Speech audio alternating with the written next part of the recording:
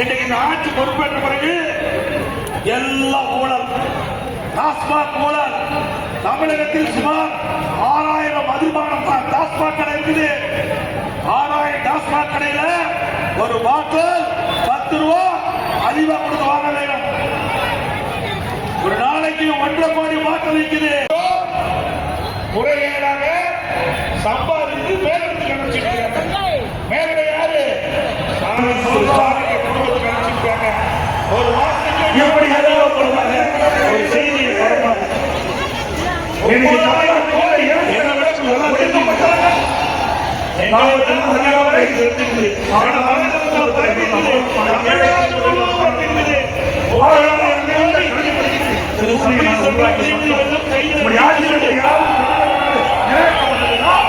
ஸ்டாலின் வெளிநாடு போனாரு. ஸ்டாலின் வெளிநாடு அந்த முதலீட்டை ஈர்க்க போகல, முதலீட்டை செய்ய போயிருக்கிறார். அவர் வெளிநாடு போகின்ற பொழுது அண்மையில ஜெர்மன் நாட்டுக்கு போனாரு. அப்ப விமான நிலையத்திற்குள்ள நிருபர்களை சந்தித்து பேட்டி கொடுத்தார். அப்பொழுது 922 புரிந்துணர்வு ஒப்பந்தங்கள் போடப்பட்டது. அதன் மூலமாக 10,62,000 கோடி தொழில் முதலீடு ஈர்க்கப்பட்டது.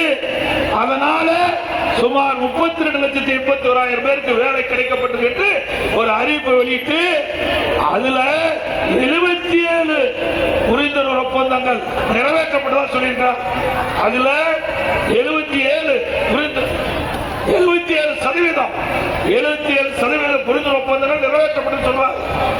அப்படி 77% புரிந்துணர்வு ஒப்பந்தங்கள் நிறைவேற்றப்பட்டா சுமார் 25 லட்சம் பேருக்கு தமிழ்நாட்டில் வேலை கிடைச்சிருக்கணும். கிடைச்சுதா?